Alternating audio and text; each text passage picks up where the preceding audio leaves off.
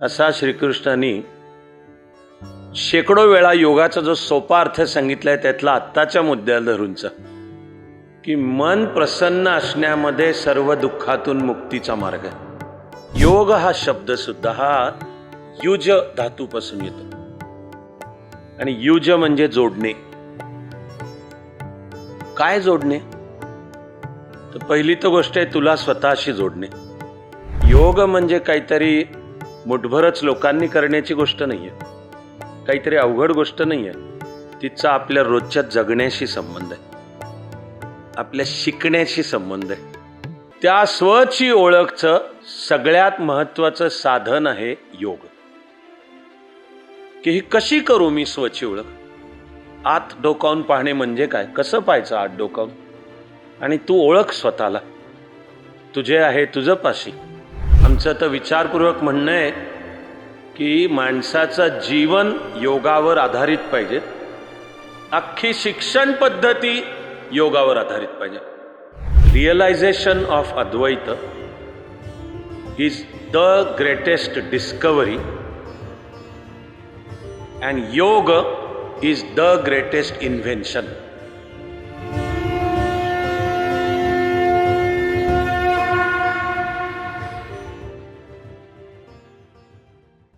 सर्व वयाच्या सर्व मित्र मैत्रिणींनो, आपल्या जीवनामध्ये ज्याला कोणाला योग साधना करावीशी वाटते त्यांनी ती सुरू करतानाच सर्वांच्या बद्दल 4 प्रकारच्या भावना मनामध्ये बाळगाव्यात असं योग कळणाऱ्या सर्वांनी सांगितलंय, शिकवलंय। आणि तसं अर्थातच योगशास्त्राचा एक सर्वात बेसिक असलेला मूलाधार म्हणजे महर्षी पतंजलींची योगसूत्र। त्यामध्ये सुद्धा ही 4 सूत्र सांगितलीत की ज्याला असं वाटतं की मला माझ्या जीवनामध्ये नियमित योग करायचा आहे, तर तू मनामध्ये, बुद्धीमध्ये, तुझ्या व्यक्तिमत्वामध्ये, तुझ्या जगण्यामध्ये, तुझ्या विचारामध्ये या 4 गोष्टी आणायचा प्रयत्न कर। त्या अतिशय सुंदर असलेल्या 4 मुद्दे, 4 गोष्टी, 4 शब्द आहेत: मैत्री, करुणा, मुदिता आणि उपेक्षा। की तुला योग साधनेच्या मार्गावर लागायचं आहे, जीवनात स्वतःच्या रोजची काहीतरी नियमित योग साधना करायची आहे, तर मुळी एक मूलभूत दृष्टिकोन म्हणून, जगण्या वागण्याची पद्धत म्हणून अंतःकरणामध्ये सगळ्यांप्रती मैत्रीची भावना बाळग। मैत्री। पुढचा शब्द करुणा, तर करुणा म्हणजे दया नाही आहे, पिटी इंग्लिश शब्द। करुणा म्हणजे समजणे दुसऱ्याला, की माणूस जीवनाच्या त्या टप्प्यांना जे वागतो तर कळणे की तो तसा का वागतोय। जणू त्याच्या जागी मी आहे तर जाणवणे की बहुधा मी सुद्धा असाच वागीन हे शक्य। ही महर्षी पतंजलींची, ही भगवान बुद्धाची, ही वर्धमान महावीरांची करुणा। समजणे म्हणजे करुणा आहे। मुदिता म्हणजे मुळात प्रसन्न वृत्ती, आनंदाने जगणे। अगदी भगवद्गीतेच्या 2ऱ्या अध्यायात सुद्धा प्रसादे सर्व दुःखानां हानिरस्योपजायते प्रसन्न चेतसो ह्याशु बुद्धी पर्यवतिष्ठते असा श्रीकृष्णांनी शेकडो वेळा योगाचा जो सोपा अर्थ सांगितलाय त्यातला आत्ताच्या मुद्द्याला धरूनचा की मन प्रसन्न असण्यामध्ये सर्व दुःखातून मुक्तीचा मार्ग आहे। प्रसादे सर्व दुःखानां हानिरस्योपजायते प्रसन्न चेतसो ह्याशु, ज्याचं चित्त प्रसन्न आहे, बुद्धी पर्यवतिष्ठते, त्याच्या बुद्धीमध्ये सर्व ज्ञान सामावलं जातं। प्रसन्नता. तुकोबारायांच्या सुद्धा अभंगाची ओळ आहे, मन करारे प्रसन्न सर्व सिद्धीचे कारण, की मनाची प्रसन्नता. आणि मग आहे उपेक्षा. आता ही उपेक्षा भौतिक मटेरियल आपलं रोजचं जीवन जगताना जे वाट्याला येत राहतं, भलं बुरं, आणि बहुधा हे सत्य आहे किंवा निदान आपल्याला तसं वाटतं की आपल्या वाट्याला भल्यापेक्षा बुरं जास्ती, सुखापेक्षा दुःख जास्ती, यशापेक्षा अपयश जास्ती, आशेपेक्षा निराशा जास्ती आहे. हे मानवी जीवन आहे, असं आहे. ते जे आपल्या वाट्याला येतं त्याच्या प्रती एक प्रकारचा उपेक्षेचा भाव.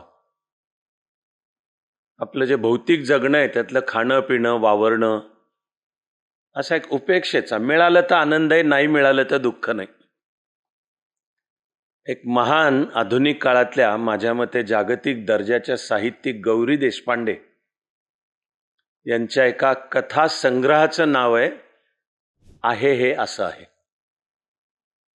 आणि गौरी देशपांडेंना झालेलं मानवी जीवनाचं आकलन त्यांनी वेगवेगळ्या अतिशय अर्थपूर्ण अतिशय सखोल असलेल्या कथांमध्ये मांडलंय. मला त्या कथासंग्रहाचं नावच खूप आवडतं, भावतं. आहे हे असं आहे, की हे मानवी जीवन हे बघ, हे आहे असं आहे. आणि माणूस हा आहे असा असणार. त्याचे जे काही काम क्रोध लोभ मोह मद मत्सर हे सांगितलेले 6 शत्रू षड्रिपू. आणि श्री अरविंद यांनी आपला अध्यात्म विचार आधुनिक काळात आणखी संशोधनांनी समृद्ध करून मांडला. आणि असं सांगितलं की ही जी मनुष्य नावाची योनी आहे, हिचं इतर प्राण्यांपेक्षाचं वेगळेपण आहे की इतर प्राण्यांमध्ये उत्क्रांतीची प्रक्रिया तिच्या एका जीवशास्त्रीय क्रमाने होते, आपोआप होते. माणसाचं माणूसपण आहे की माणूस उत्क्रांतीला स्वतः गती आणू शकतो, ॲक्सलरेट, वेग वाढवू शकतो माणूस त्याचा. तो कसा करायचाचं उत्तर आहे योग. त्या श्री अरविंद यांनी सुद्धा हे जे उपेक्षा की आपल्या वाट्याला येत राहणार, हे आहे हे असं आहे, ते कळणे आणि त्यातून एक प्रकारचा अलिप्ततेचा दृष्टिकोन तयार होणे. खरं म्हणजे ते जेवढं कळेल आणि त्यामुळे अलिप्ततेचा दृष्टिकोन येईल तेवढं आपोआप मन जीवनातल्या सर्व गोष्टींकडे बघून हसू लागेल. आपले सर्व तत्वज्ञ स्त्री पुरुष कायम हसत असतात. श्रीकृष्णही कायम हसत असतो. भगवान बुद्धाच्या सर्व प्रतिमा सर्वत्र कायम हसणाऱ्या आहेत, वर्धमान महावीराच्या आहेत. अमेरिकेचा प्रवास करताना विवेकानंद कायम हसत असायचे. कोणीतरी विचारलं, तुम्ही एवढे अध्यात्म, एवढे तत्वज्ञ, एवढं योग सांगताय, सारख्या हसताय काय? तर विवेकानंदांनी सुद्धा सांगितलं की ज्यालामुळे अध्यात्म कळणं चालू होईल, जीवन कळणं चालू होईल, त्या जीवनाच्या आहेत त्या आपापल्या अपरिहार्यता, की हे असं आहे, हे असं आहे, तेवढं त्या सगळ्याकडे बघण्याची एक अलिप्त वृत्ती आणि हसूच येईल, माणसाला हसूच येईल. सिद्धार्थ अगदी लहान होता तेव्हा एकदा मी स्कूटरवर त्याला घेऊन कुठेतरी चाललो होतो. तो पुढे उभा होता स्कूटरवर. आणि पुण्यामध्ये एका जैन मुनींचं प्रवचनाचा कार्यक्रम होता. माझी त्यांची ओळख पण आहे. आता ते शरीराने आपल्यात नाहीत. तरुण सागर महाराजजी. त्यांचं असं एक मोठं पोस्टर लावलेलं होतं. तर आम्ही स्कूटरवर जाता जाता आम्ही थांबलो आणि सिद्धार्थला म्हणालो, सिद्धार्थ ते वाचते. तरुण सागर महाराजजी म्हणतात, हसना पुण्य है और हसाना परम पुण्य. किती सोपी व्याख्या सांगितली की हसतमुख हसणे, मुदिता, प्रसन्नता, हसतमुख हसणे. तर स्वतः हसणे हे पुण्य, लोकांना हसवणे म्हणजे जीवनात आनंद निर्माण करणे हे पुण्य. तर योग ही काहीतरी गोष्ट कृत्रिम, अवघड, ओढून ताणून करण्याची नाही आहे उलट ती. किंवा ती काहीतरी भयंकर अवघड शब्द बंबाळ जंजाळ आहे सगळं, आणि काय बोलतोय ह्याच्या ह्याला तरी कळतंय का नाही, आम्हाला तर कुठून कळणार, असं अजिबात नाही आहे. ही रोजच्या जगण्याची गोष्ट आहे. वागण्याची गोष्ट आहे, बोलण्याची गोष्ट आहे, खाण्यापिण्याची गोष्ट आहे. तेव्हा आपण सगळे आपल्या जीवनात नियमित योग करणे इतका मी आज तुमच्याशी बोलणार आहे त्याचा एका ओळीचा साधा सोपा अर्थ आहे. आपल्या रोजच्या जगण्यामध्ये नियमित योग करणे आणि असं करत करत योगी होणेच. ते ज्याला व्हायचं आहे त्याला हे सांगण्यात आलंय की प्रारंभ करायचा तर मैत्री, करुणा, मुदिता आणि उपेक्षा. आपल्याला ज्ञानेश्वर माऊलींनी पण हेच सांगितलंय. मला तर नेहमी एवढं भावतं की ज्ञानेश्वराच्या वाट्याला सर्व प्रकारचे अपमान, दुःख, उपेक्षा, तुच्छता सगळं काही आलं. पण 16 वर्षाच्या त्या पोराच्या तोंडून काय कटू उद्गार बाहेर पडले नाहीत. बाहेर पडलं ते विश्वासाठीचं पसायदान. म्हणून ते 16 वर्षाचं पोर झालं मानवतेची माऊली, ज्ञानेश्वर माऊली. आणि ते तुमच्या माझ्यासाठी पसायदान मागताना माऊलींनी आपल्याकरता काय मागणं केलंय? भूता परस्परे पडो मैत्र जीवांचे. की आम्हाला कळो की आपण कोण आहोत एकमेकांचे. खूप असतो माणसाला तोरा, मी येऊ लागून गेलो, मी तेऊ लागून गेलो. जे काही आपण असू त्याला, आपण जिथे असू तिथे त्याला त्याचा तोरा असतो. सरकारी ऑफिसमधल्या कारकुनाला आपण कारकुन हो त्याचा तोरा असतो.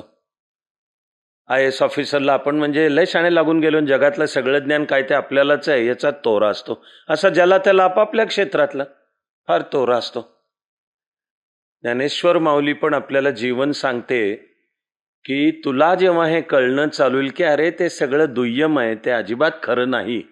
माणसाचं माणसाशी माणूस म्हणूनचं मैत्रीपूर्ण नातंच सगळ्यात अनमोल गोष्ट आहे. भूता परस्परे पडो मैत्र जीवांचे. आम्हाला कळो की आम्ही मुळात एकमेकांचे कोण, याचं मुळातलं उत्तर आहे मित्र.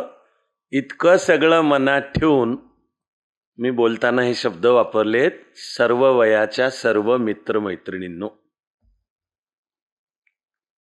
अलीकडे अनेक वर्ष त्यानंतरचे माझे पहिले 2 मंत्रच असतात, नमस्ते आणि सर्वांना सर्व काळ सर्व शुभेच्छा. मला तर वाटतं ह्यात सर्व योग आला. आपल्या भारतीय पद्धतीनुसार त्या एका नमस्ते शब्दात अर्थाचं ब्रह्मांड भरलेले. त्या एका नमस्ते शब्दात आहे माझ्यातलं ईश्वरी चैतन्य.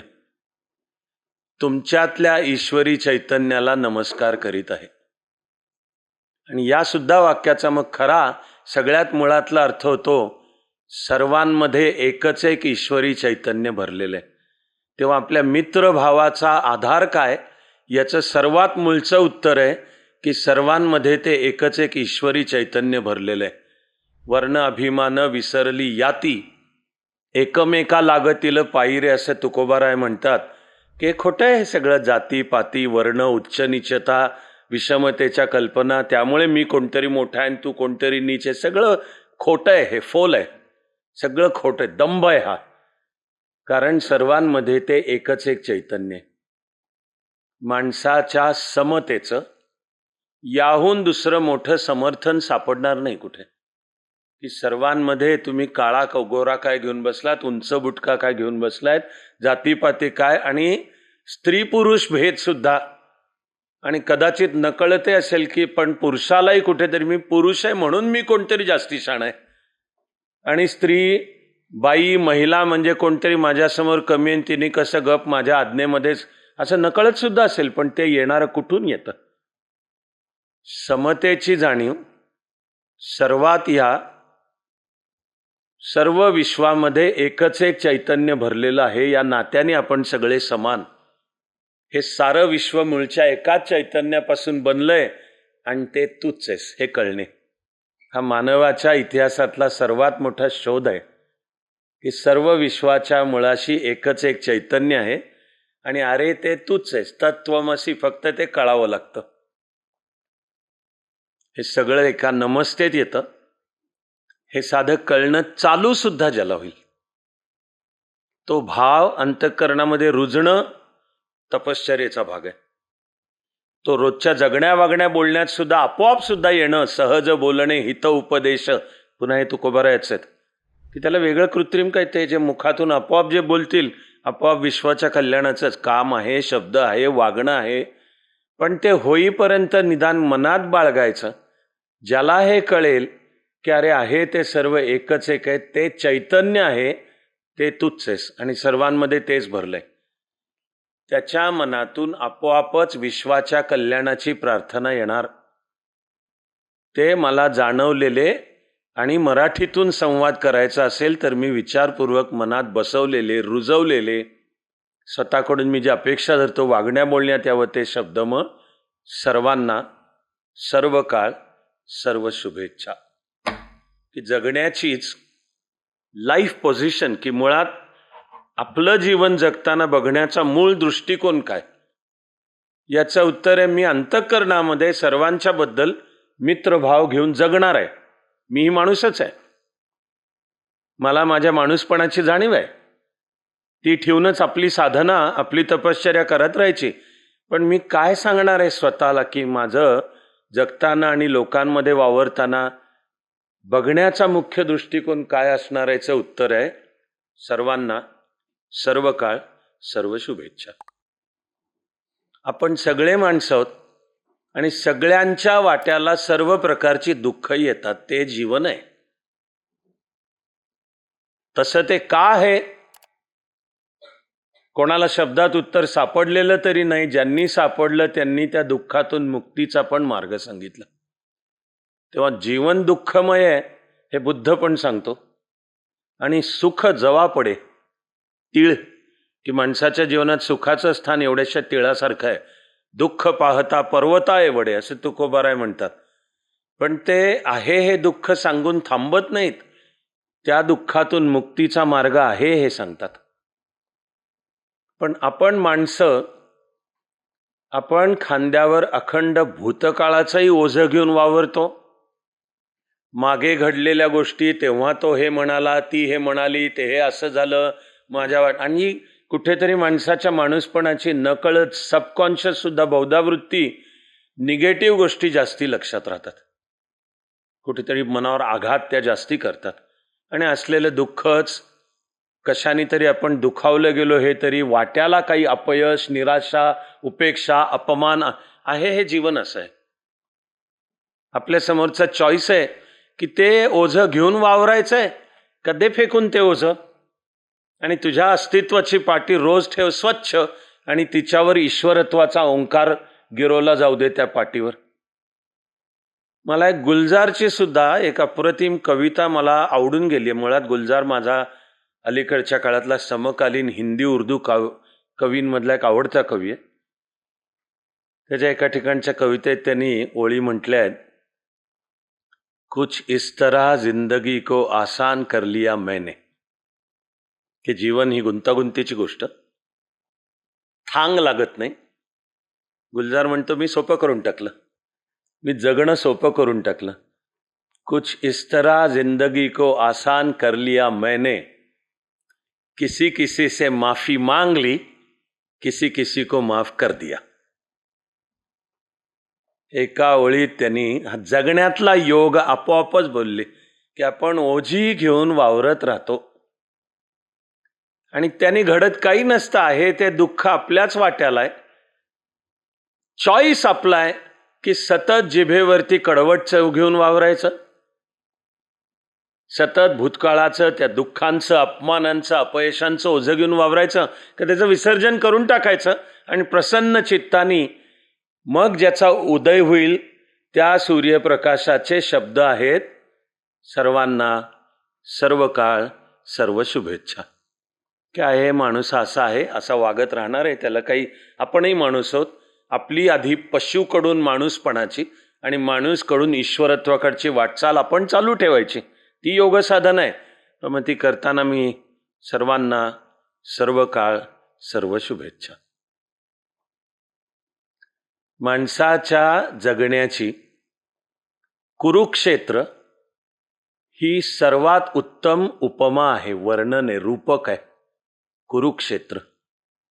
भगवद्गीता सुरू होताना सुद्धा पहिले काळजीपूर्वक मूळचे शब्द महर्षी व्यासमुनींचे धर्मक्षेत्रे कुरुक्षेत्रे.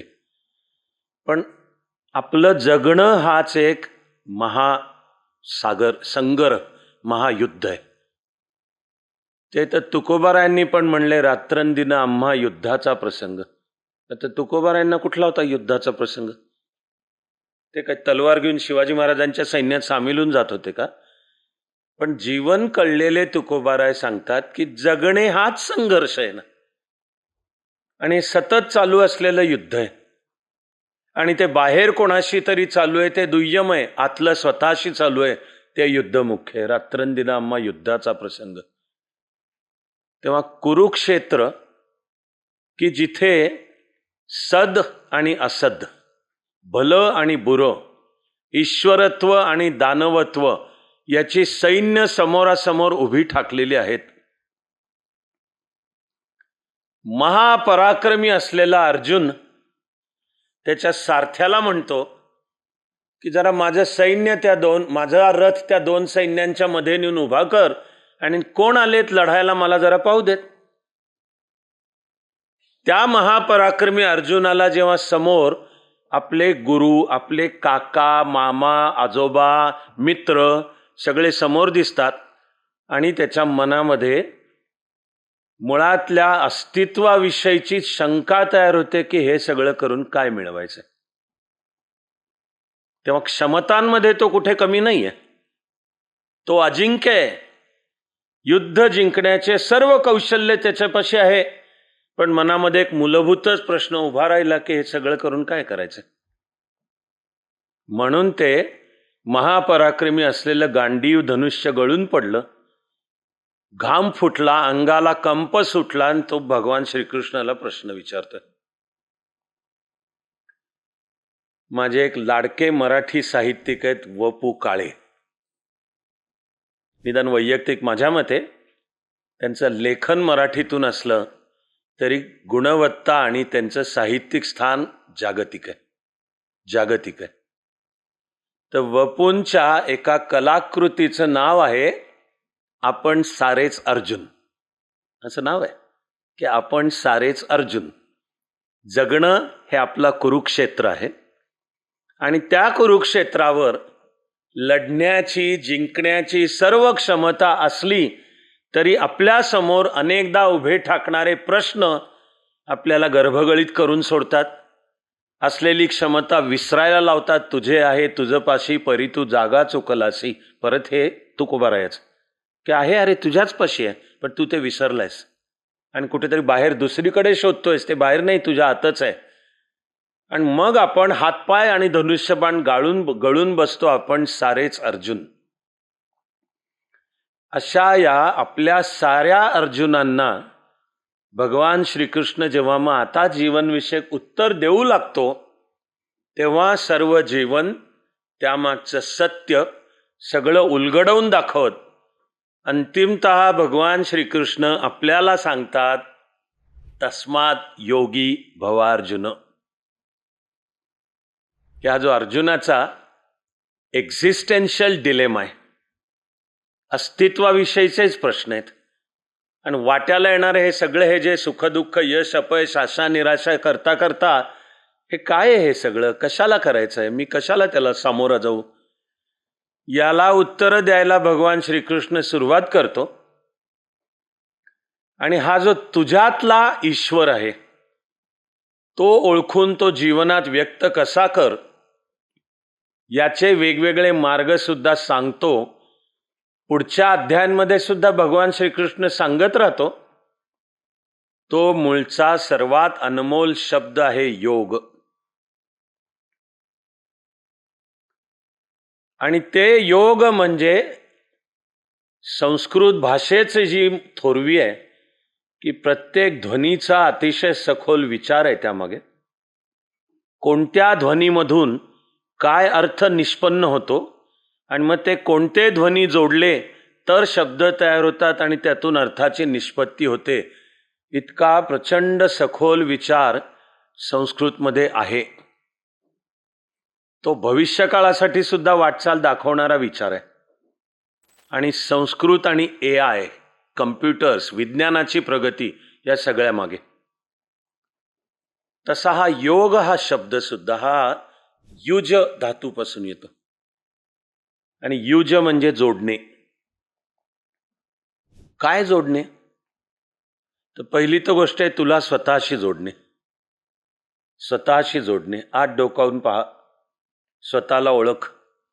तुला स्वतःशी जोडणे. तुला इतरांशी जोडणे. मग त्या इतरांमध्ये माणसाच्या जाणीवेचा विस्तार होऊ लागेल तसा पहिला हे माझं मी पण अहम हे थोडं विस्तारू लागेल तेव्हा निदान कुटुंब येतं त्यामध्ये.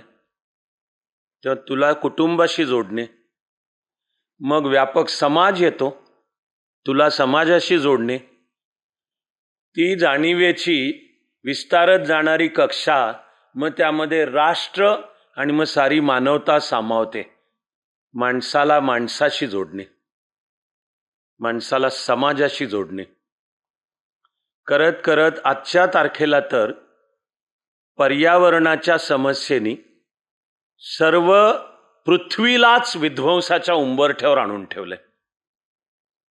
तर योग म्हणजे माणसाला निसर्गाशी पण जोडणे. तू असा जोडलेला आहेस हे कळणे. असं करत करत हे सर्व विश्व आणि ते एक चैतन्य आणि ते तुझ्यातलं आहे हे कळणे म्हणजे योग. आणि भगवान श्रीकृष्ण, महर्षी पतंजली, मूळची सूत्र वेदांमध्ये सुद्धा आहेत. आणि त्यांच्यापासून आज तुमच्याशी मी संवाद करताना जे थोडं मला कळलेलं संवाद सहज करतोय, हे सर्व सांगतात की ते मार्ग वेगवेगळे आहेत. तेव्हा हे जे माझं रोजचं जगणं आहे, मी उठतो, दात घासतो, आवरतो, कॉलेजला जातो, कामाला जातो, तिकडं काय गोष्टी घडतात, परत येतो, हे सगळं हे जे आहे ना, ज्या दिवशी त्याच्या मागच्या जाणीवेचा प्रकाश उगवेल त्या दिवशी त्या कर्माचं रूपांतर कर्मयोगामध्ये होणार आहे. की नुसतं कर्म हा योग नाही आहे. त्या कर्मामागे जेव्हा ही जाणीव येईल की हे मी करतोय हाच योग आहे, तर त्याचं रूपांतर कर्मयोगात होणार आहे. आणि कुठं फार लांब जाण्याची गरज नाही आहे. भगवद्गीतेच्या 2ऱ्या अध्यायातला 46-47 श्लोक समजावून घ्यायला.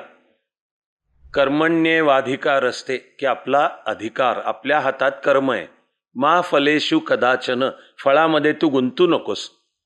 आणि मा कर्मफल हेतुर्भू, म्हणजे जे कर्म करतोयस ते त्या कर्माच्या फळाच्या अपेक्षेने त्यात गुंतून करू नको. फळ मिळणार आहे, तू गुंतू नको. एका बाजूला त्या कर्मफळामध्ये गुंतू नको. पण म्हणून जाऊ दे, काय नाहीतरी कर्माचं काय फळ नाहीच आहे तर कर्म तरी नीट कशाला करा. मा संगोस्त्व कर्मणी, अकर्मणी, की जाऊ दे नैष्कर्म्य, जाऊ दे काय करून उपयोग आहे शेवटी. म्हणजे तो सगळा मग आळस आहे, तो तमोगुण आहे, तेही नको करू. कर्माचं रूपांतर कर्मयोगात होतं. आणि मला वाटतं हे काही केवळ कोणी लोकमान्य टिळक, कर्मवीर भाऊराव पाटील, महर्षी विठ्ठलरामजी शिंदे, तर केवळ तो कर्मयोग काहीतरी त्यांच्यासाठी आहे, अवघड आहे आणि आपल्या कसं काय जमणार असं अजिबातच नाही आहे.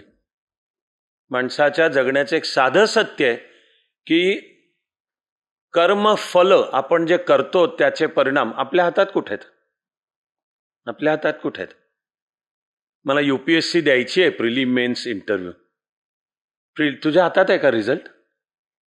नाही ना तुझ्या. मग तुझ्या हातात काय आहे? तुझ्या हातात अभ्यास उत्तम करणे, ते कर्म आहे. तू फळामध्ये गुंतून पडू नकोस, कर्म उत्तम कर. आणि कर्मफल आपल्या हातात नाही आहे. पण म्हणून एका बाजूला त्या कर्मफलामध्ये लडबडलेला हेही नको, पण त्या नादामध्ये जाऊ दे, त्यामुळे कर्म दुर्लक्षाने करतोय नाही आहे. कर्म उत्तमच करायला पाहिजे, चित्त एकाग्र करूनच करायला पाहिजे. हे आत्ता हाती घेतलेलं जे कर्म आहे त्याच्यावर मी माझं चित्त एकाग्र करून, म्हणजे सर्वथा वर्तमानोपी, बिईंग इन द प्रेझेंट, हा योग आहे. पण तो रोजचं जगणं, काम करत, कर्मयोग आहे.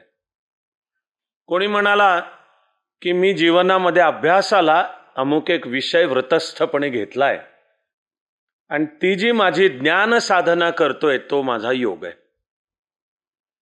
तर मी काहीतरी रोजचं फक्त वाचतोय किंवा मी अगदी UPSC MPSC सकट माझा जीवनातला काहीतरी अभ्यास करतोय, तो केवळ करतोय नी त्याचं रूपांतर ज्ञान योगात नाही होणार आहे. त्यामागच्या जाणीवेला महत्व आहे की हे जे मी पुस्तक वाचतोय, हे जे लेखन करतोय, हा जो अभ्यास करतोय, त्या मागची जाणीव ज्या दिवशी तिच्यामध्ये हा योगाचा प्रकाश उगवेल तेव्हा त्या ज्ञानाचं रूपांतर ज्ञान योगामध्येही होणार आहे.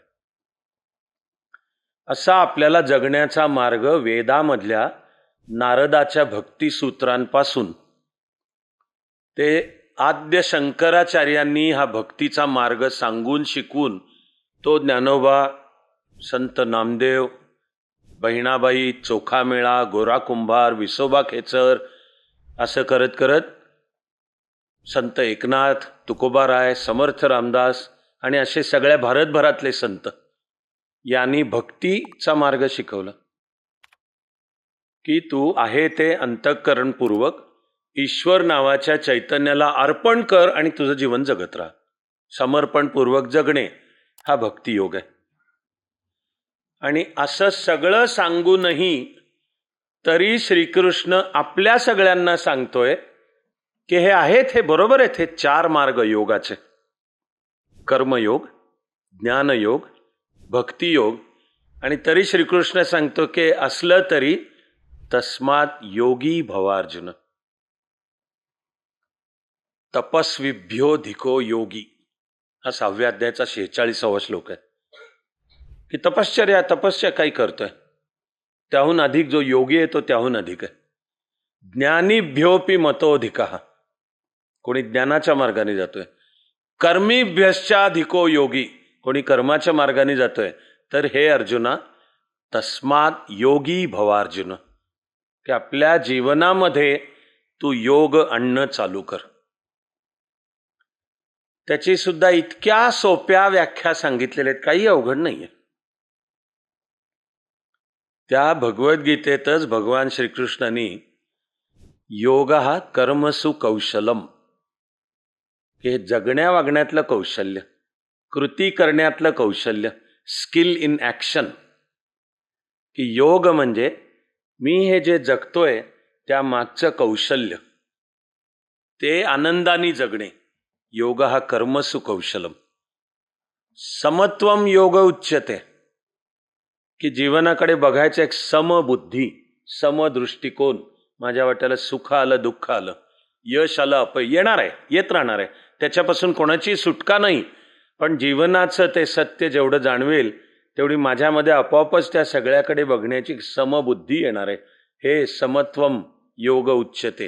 हीच आहे मग ती योग साधना. आणि तरी आपल्या जीवनात हे असे आपण कर्म, ज्ञान आणि भक्ती या मार्गाने करणार असलो तरी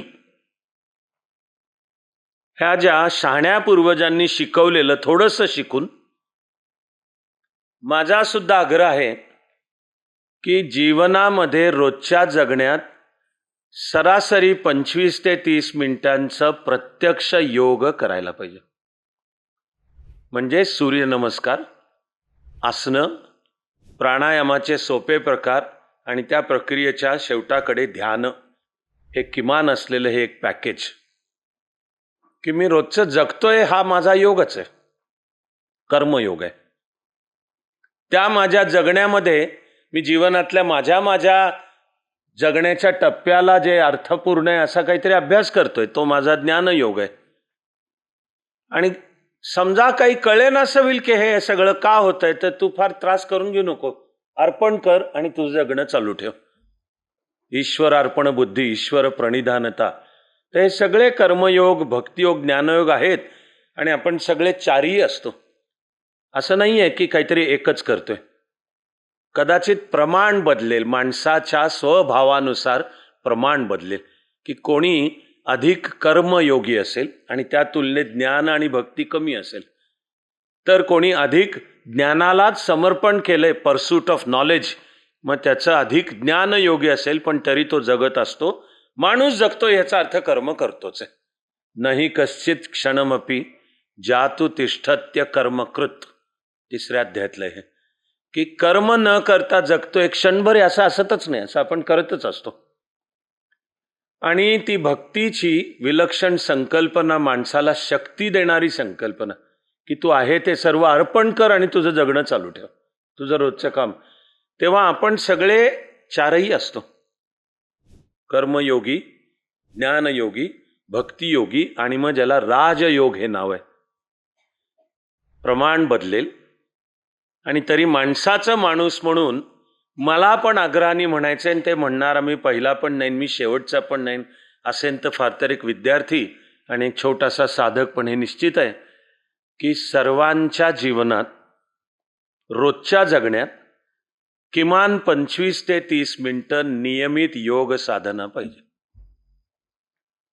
की माझे मार्ग कर्म ज्ञान भक्तीचे असले तरी माझ्या रोजच्या जगण्यामध्ये नियमित योग साधना पाहिजे. उरलेले मी 23.5 तास काय माझा असेल तो कर्म आणि ज्ञान आणि भक्ती करेन मी. पण त्या 23.5 तासांसाठी शक्ती मिळायला, आतमधून प्रकाश निर्माण व्हायला, मार्ग दिसायला, प्रश्नांची उत्तरं जाणवायला, माझ्या समोरच्या प्रश्नांची उत्तरं मी शोधायला, हे माझ्या जीवनामध्ये मी नियमित 25 ते 30 मिनिटं हे आपण आपल्या छोट्या आवाजात सांगायचाही प्रयत्न करतो. आणि आपण जे काम करतो चाणक्य मंडल परिवारमध्ये ते आपल्या नेहमीच्या कामामध्ये सुद्धा आणले. तेव्हा योग म्हणजे काहीतरी मुठभरच लोकांनी करण्याची गोष्ट नाही आहे, काहीतरी अवघड गोष्ट नाही आहे. तिचा आपल्या रोजच्या जगण्याशी संबंध आहे, आपल्या शिकण्याशी संबंध आहे.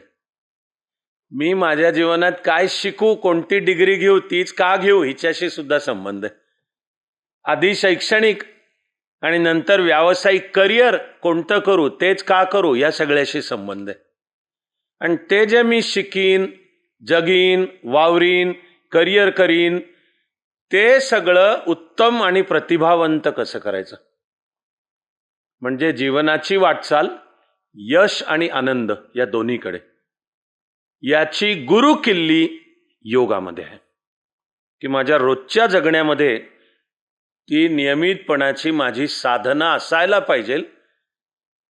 ती जो करेल त्याला आतून येणारा आनंद, जे आनंदाच्या लाटा, आनंदाचे डोही, आनंद तरंग आहे. परत तुकोबारायच प्रत्येकाच्या अनुभवाला येईल की ती जो करेल त्याला तो आतून येणारा आनंद, आतून उजळत जाणारा प्रकाश, दिसणारी समस्यांची उत्तरं, त्याकडे बघण्याची अलिप्त आणि त्यामुळे प्रसन्न वृत्ती आपोआप तयार होणारी, हे ज्याच्या आतच आहे, तुझ्या आतच आहे. पण केल्याने होतं आहे रे, आधी केलेच पाहिजे. तर सगळ्यात महत्त्व आहे त्या अविनाश धर्माधिकारीच्या भाषणाला तर अजिबातच नाही आहे. रोजच्या आपल्या जीवनात तो योग करण्याला महत्त्व आहे. सगळ्या माणसाच्या जगण्याचा अर्थ आणि सगळं शिकणे, ते पुस्तकी किंवा पुस्तकांच्या पलीकडचं शिकणे, आणि ते लेखी नावाच्या परीक्षा असतील त्या गोष्ट वेगळी, पण जगण्याचा प्रत्येक क्षण हीच परीक्षा आहे. ती सगळ्या पास होण्याचा रामबाण उपाय आपल्याला देऊन ठेवला आपल्या शहाण्या पूर्वजांनी, की तुझ्या जीवनात नियमित योग कर. तस्मात योगी भव अर्जुन, ही एक सवय पक्की तुला लावून घे, तुझ्या जीवनात नियमित योग कर. फार 1991 मध्ये जेव्हा जगामध्ये एका वेळी अनेक प्रचंड मोठे बदल झाले, दुसऱ्या महायुद्धानंतर त्यावेळपर्यंत जो जागतिक सत्ता संघर्ष होता त्याचं नाव कोल्ड वॉर, शीतयुद्ध. 2 महासत्तांमध्ये जग 2 गटात, ते 1991 मध्ये संपलं. सोव्हिएट रशियाचं पतन झालं. त्याच वेळी इंटरनेटच्या रूपाने इन्फॉर्मेशन टेक्नॉलॉजीला एक अतिशय नवा आकार आला आणि त्याच्या प्रचंड क्रांतिकारक शक्यता दिसू लागल्या. आज मी तुमच्याशी बोलतोय तर त्याच्या 1,00,000 पटींनी असतील अशा शक्यता मग क्वांटम कम्प्युटर, AI या सर्व संकल्पनांमध्ये. त्याच वेळी साधारणपणाने जगाने एक पॉलिटिकल फॉर्म, राज्य शासन काय चाललं पाहिजे चा मुख्य डेमोक्रेसी, लोकशाही हा आकार स्वीकारला. जेनेटिक्स आणि आधुनिक काळातलं जेनेटिक इंजिनिअरिंग त्याच वेळेला आकाराला येऊ लागला. असा तो 1991. थोडक्यात यापूर्वी कळणाऱ्या इतिहासाच्या कोणत्याही टप्प्यापेक्षा सगळी पृथ्वी एकत्र आली, जवळ आली, एकमेकाशी जुळली, इंटरलिंक्ड, एकमेकावर अवलंबून ती कायमच आहे, इंटरडिपेंडंट. अशा ह्या एक असलेल्या आणि जास्त जास्त एक होत जाणाऱ्या साऱ्या विश्वासाठी शिक्षण पद्धती काय पाहिजे आता, याचा विचार करून शिफारसी द्यायला युनायटेड नेशन्सने एक आयोग नेमला. एक फ्रेंच शिक्षण तज्ज्ञ होता, डोलोरस नाव आहे त्याचं. मी त्यावेळी शासनात होतो आणि भारत त्या समितीचा सदस्य पण होता. या आयोगाने प्रचंड अभ्यास करून दिली शिफारस. तो आयोगाचा अहवाल 400 पानी आहे, पण मी नंबर 1 आणि सगळ्यात मुख्य शिफारस त्यांची काय आहे की या एक असलेल्या एक होत जाणाऱ्या सर्व जगाला काय शिक्षण पद्धती पाहिजे. तर युनायटेड नेशन्सच्या या आयोगाने शिफारस केली आहे की अख्खी शिक्षण पद्धती एका मुख्य सूत्राभोवती बांधली पाहिजे. ते सगळ्यात मुख्य सूत्र म्हणजे education means knowledge of the self. शिक्षणाची व्याख्या या आयोगाने मांडली की शिक्षण म्हणजे केवळ गमभन ABCD आणि बेरीज वजाबाक्या गुणाकार नाही, ती सारी शिक्षणाची साधनं आहेत. अरे तू स्वतःला ओळख, अगं तू स्वतःला ओळख आणि आत डोकावून पहा. याचा संबंध व्यावहारिक जीवनाशी सुद्धा आहे. 10वी नंतर काय शिकू, आर्ट्सला जाऊ का सायन्स का कॉमर्स, त्यातल्या सायन्सला गेलो तर 12वीला PCB घेऊ का PCM घेऊ, ते नीट आणि CETतली कोणती परीक्षा नीट होते त्यावर अवलंबून आहे. आणि कॉमर्सला गेलो तर 12वी नंतर CAची एंट्रन्स एक्झाम देऊ का आर्ट्सला जाऊ, त्या आर्ट्सला गेलो तर इतिहास, राज्यशास्त्र, समाजशास्त्र, मानववंशशास्त्र हे विषय घेऊ का हिंदी, उर्दू, मराठी, कन्नड, संस्कृत या भाषांच्या मध्ये मी पुढचं सर्व शिकू. सगळ्याचं मूळचं सूत्र आहे, अरे तू स्वतःला ओळख, अगं तू स्वतःला ओळख. तुझ्या जीवनाची इमारत, तुझी शक्ती ओळख आणि त्यावर उभी कर. तुझ्या जीवनाची इमारत दुसऱ्या कोणाच्या तरी शक्तीवर उभं करण्याच्या नादालाच लागू नको. तुझ्या जीवनाची इमारत दुसरा काहीतरी म्हणतोय त्याच्यावर उभी, त्याच्या नादाला लागूच नकोस. Education means knowledge of the self, स्वतःला ओळख. आपण असे भाग्यशाली आहोत की हे सूत्र भारतीय संस्कृतीचं मूलभूत सूत्र आहे. हजारो वर्ष स्वची ओळख. त्या स्वची ओळखचं सगळ्यात महत्वाचं साधन आहे योग. की ही कशी करू मी स्वची ओळख. आत डोकावून पाहणे म्हणजे काय, कसं पाहायचं आत डोकावून, आणि तू ओळख स्वतःला. तुझे आहे तुझं पाशी, पण तू स्वतःला ओळख. कसं ओळखू, याचं उत्तर आहे योग.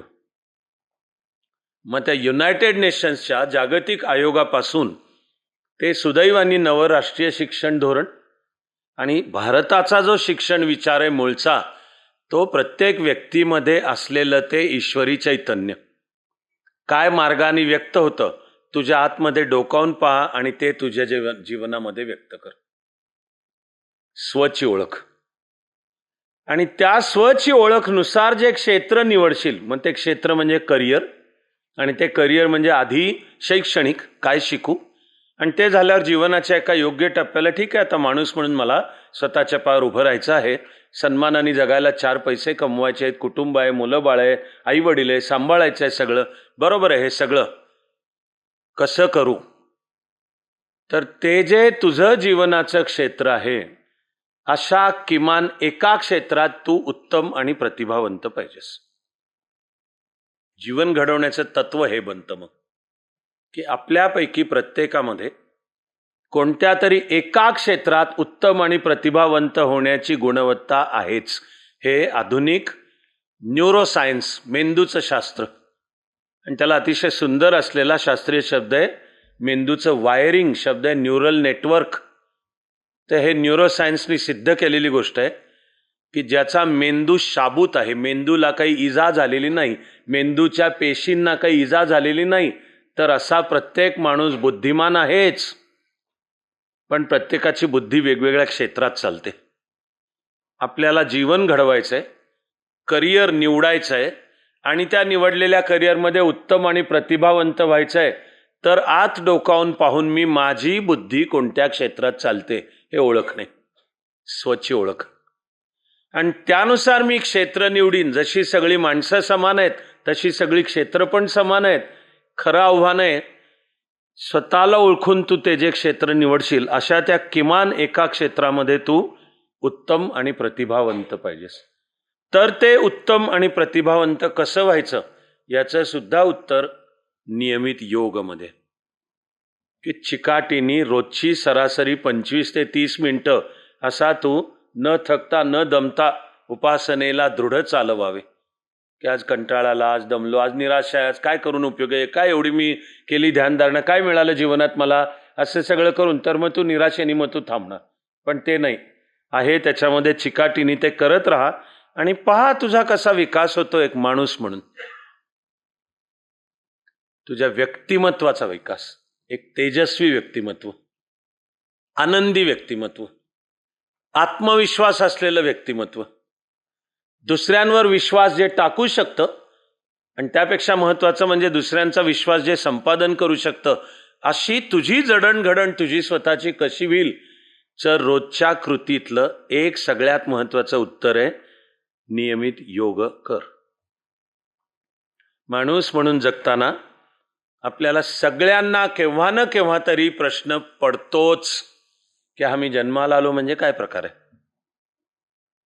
हे लफडं काय आहे, रिडल ऑफ एक्झिस्टन्स, हे अस्तित्वाचं कोडं काय आहे, आणि जन्माला आलो म्हणजे काय आलो, का आलो जन्माला, आणि हे जे जगतोय आणि सुखाने सुखावतोय आणि दुःखाने दुखावतोय हे सगळं काय आहे आणि कुठे चाललंय आणि मला कुठे जायचंय, आलास कुठून, जायचं कुठे.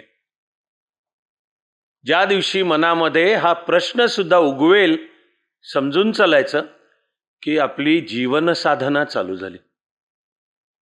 आपल्याला ऋषीमुनींनी शिकवलंय की या प्रश्नाचं सगळ्यात मूळचं रूप आहे कोहम, हा प्रश्न पडणे, मी कोण, कोहम.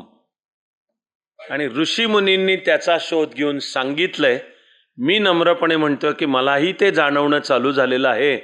तो आपला सर्वांचा प्रवास सोहमच्या दिशेनेच होत राहतो.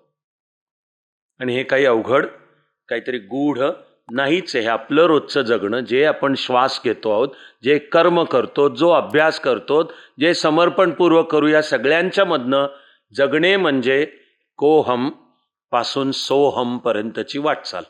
या वाटचालीच्या कुठल्या ना कुठल्या तरी टप्प्याला आपण असतो, पण हे गॅरंटीड आहे की सर्वांची वाटचालीची मुख्य दिशा त्या सोहमकडेच आहे. ही कोहम ते सोहम वाटचाल कशी करायची तर सुद्धा आपल्या गाण्याचं आजचं मूळचं ध्रुपद, जीवनामधली नियमित योग साधना. माणसाच्या विकासाचे आणि माणसाच्या माणूसपणाचे अतिशय सखोल अभ्यासपूर्ण असे 5 कोश आपल्या विचारात मांडलेले हजारो वर्ष. की माझं शरीर आहे आणि मी खातो पितो, त्यांनी माझ्या शरीराचं संगोपन होतं. मी अन्न खातो, पचवतो, त्यातनं रक्त तयार होतं, मी श्वास घेतो, शरीराच्या ज्या सर्व सिस्टीम्स चालू आहेत, भारतीय विचारात त्याला शब्द आहे अन्नमय कोश. पण ते सर्व सिस्टीम्सचं जे चालचलन आहे त्यामागची एनर्जी आहे, काही ऊर्जा आहे, ते चालतं कसं. एकदा हृदय धडकणं चालू झालं जन्माला येण्याच्या प्रोसेसमध्ये, ते अंतिमता जो काही शेवटचा श्वास असेल तिथपर्यंत अखंड चालू आहे. ते कसं चालतंय, त्याच्या मागचं त्याचे ते काय, ते नुसती शारीरिक आहे का ती प्रक्रिया. भारतीय विचार म्हणतो की त्यामागे प्राणशक्ती आहे आणि मग तो माणसाच्या माणूसपणाचा आणखी सखोल जास्त महत्वाचा प्राणमय कोश आहे. मग माणसाला कळतं की मन नावाची काही गोष्ट आहे. ते मन कधी सुखावतं, दुखावतं, आनंदी होतं. माझ्या मला मन हे आत्ता कुठे विज्ञान आता त्या क्षितिजापाशी पोचलंय की मन, माइंड हा क्वांटम फेनॉमेनन आहे का, असं घेऊन आता विज्ञान कॉन्शियसनेस, जाणीव, चित्त, चैतन्य या दिशेने आता विज्ञानाची सुद्धा वाटचाल चालू झालेली आहे. परवापर्यंत आधुनिक विज्ञान म्हणत होतं की ज्ञानाची 5च इंद्रिय आहेत, पंच ज्ञानेंद्रिय. आपल्याला की आपण कानाने ऐकतो, त्वचेनी स्पर्श कळतो, डोळ्यांनी रूप पाहतो, जिभेनी चव घेतो आणि नाकानी वास घेतो. शब्द, स्पर्श, रूप, रस, गंध. आणि ही दिसते ही सृष्टी म्हणजे पंचमहाभूतात्मक सृष्टी, की ही 5 घटकांपासूनच बनली आहे. पृथ्वी, आप, तेज, वायू, आकाश ही तत्व. आणि माणसाला, प्राण्याला त्यातलं एक एक तत्व कळण्यासाठीचं एक एक इंद्रिय दिलेलं आहे. शब्द, स्पर्श, रूप, रस, गंध. आधुनिक विज्ञान परवापर्यंत म्हणत होतं की 5च ज्ञानेंद्रिय असतात आणि काय होतं ते ज्ञान त्या 5च्या द्वाराच होतं, बाकी सगळं बकवास आहे. तुम्ही त्याच्या पलीकडे काही जर म्हणायला लागलात, आता इंग्लिश ह्याला शब्द आहे एम्पिरिसिझम. भारत हजारो वर्ष सांगतो की नाही, त्याच्याही पलीकडे अधिक सूक्ष्म पातळीला काही आहे, तेही ज्ञानाची साधनं आहेत. अरे ते ज्ञान आहे. आणि मन हे 6वं ज्ञानेंद्रिय आहे. हे आपल्या विचारात हजारो वर्ष ठिकठिकाणी मांडलेलं आहे. 15व्या अध्यायात भगवद्गीतेच्या स्पष्टपणे भगवान श्रीकृष्णाचं विधान, मनःषष्ठानी इंद्रियाणी, की जशी 5 ज्ञानेंद्रिय आहेत तसं मन नावाचं सुद्धा एक 6वं आणि ते ज्ञानेंद्रिय आहे. माझ्या बुद्धीमध्ये जे ज्ञान येतं ते फक्त हे जे नाक, कान, डोळे, त्वचा इत्यादी ह्याद्वारा येतं, एक मन नावाची गोष्ट आहे. आणि आणखी उलट सूक्ष्म अभ्यास करून त्याचा मनोमय कोश आहे. तरी भारतीय विचार सांगतो की डेटा घेणे हे त्या मनोमय कोशाचं काम आहे. त्या सगळ्याचा अर्थ लावणारी तिला भारतीय विचारांनी बुद्धी हे नाव दिले, की ती बुद्धी आहे. तुला त्या विकासामध्ये त्या बुद्धीपर्यंतही पोचायला पाहिजे, मग विज्ञानमय कोश आहे. आणि करत करत अंती जेव्हा तुला ते दिसू लागेल, कळू लागेल की ह्या साऱ्या विश्वाचं जे मूळचं चैतन्य, की जे चैतन्य सत म्हणजे ते आहे, चित ते चैतन्य आहे, ते डेड, ते जड वस्तू नाही आहे ती, आणि त्याचं मूल स्वरूप आनंदमयी आहे आणि ते तूच आहेस. तो विकासाचा 5वा कोश आणि टप्पा म्हणजे आनंदमय कोश. ही जी विकासाची आपली वाटचाल आहे, अन्नमय, प्राणमय, मनोमय, विज्ञानमय, आनंदमय, सर्व वाटचालीचा एक मूलाधार कोणता, सुद्धा परिपूर्ण विकासाचं मूळचं उत्तर योगमध्ये. आमचं तर विचारपूर्वक म्हणणं आहे की माणसाचं जीवन योगावर आधारित पाहिजे. अख्खी शिक्षण पद्धती योगावर आधारित पाहिजे. तेव्हा सुदैवाने आधुनिक तो जागतिक आयोग सुद्धा जर म्हणत असेल की सगळं शिक्षण नॉलेज ऑफ द सेल्फ या सूत्रावर उभं केलं पाहिजे. आपल्याला आधुनिक काळामध्ये हा हजारो वर्षांचा अर्थ स्वामी विवेकानंदांनी इंग्लिशमध्ये सांगितला. तो आहे मूळच्या वेद उपनिषदांपासून. Education is manifestation of perfection already in man. माणसामध्ये असलेल्या पूर्णत्वाचं प्रकटीकरण म्हणजे शिक्षण. हे विधान किती सखोल आहे लक्षात घ्या, की भारताची माणसाच्या माणूसपणाची संकल्पना की माणूस म्हणजे वाईट आहे, माणूस म्हणजे टाकाऊ आहे, माणूस म्हणजे गटार आहे, माणूस म्हणजे कचरा पेटी आहे, माणसाचा जन्म पापात आहे आणि तू पापीच आहेस आणि तू त्या पापातनं मुक्तीसाठी अमुक रस्ता तू जगायला पाहिजेस, अशी भारताची माणसाच्या माणूसपणाची मूलभूत संकल्पना नाही. भारताची माणसाच्या माणूसपणाची मूलभूत संकल्पना आहे अमृतस्य वै पुत्राः, की तो जो ईश्वरत्वाचा अंश आहे त्याचे आपण सगळे प्रकटीकरण आहोत. आणि हे नुसतं भावनिक वाक्य नाही, याच्यामागे अत्यंत सखोल विज्ञान आहे. जाणाऱ्या दिवसागणित आधुनिक विज्ञान सुद्धा ते अधिकाधिक सिद्ध करतंय. ते म्हणजे पूर्णत्वाचं पूर्ण आर्किटेक्चर, डिझाईन तुझ्या आत आहेच, पण तू ते ओळखावं लागतं आणि जीवनामध्ये प्रकट करावं लागतं. त्या प्रक्रियेचं नाव आहे शिक्षण. Education means manifestation of perfection already in man. माणसामध्ये आधीच असलेल्या पूर्णत्वाचं प्रकटीकरण म्हणजे शिक्षण. त्यामुळे आपली माणसाच्या माणूसपणाकडे बघायची सुद्धा दृष्टी आहे की आम्ही सारे ईश्वराचे अंश आहोत आणि माणसाचा जन्म मिळणं हे भाग्य आहे.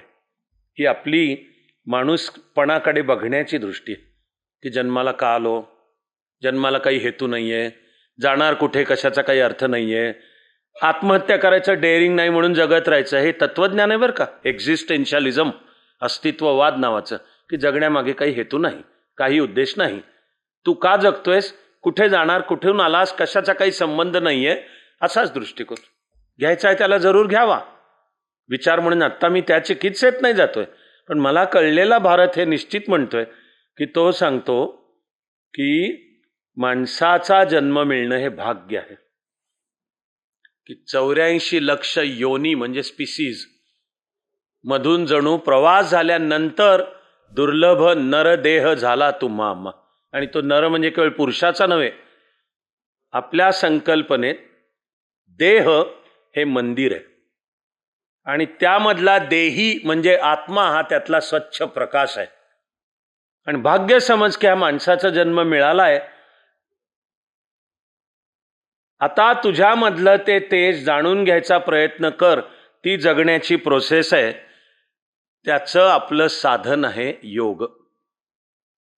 एका बाजूला हे रोजचं जीवन जगणे, आपलं करिअर, आपलं व्यक्तिमत्व, त्याचा विकास, असा योगाचा एक मी त्याला पॉझिटिव्ह भाग म्हणतो की यासाठी योग करायचं असतं.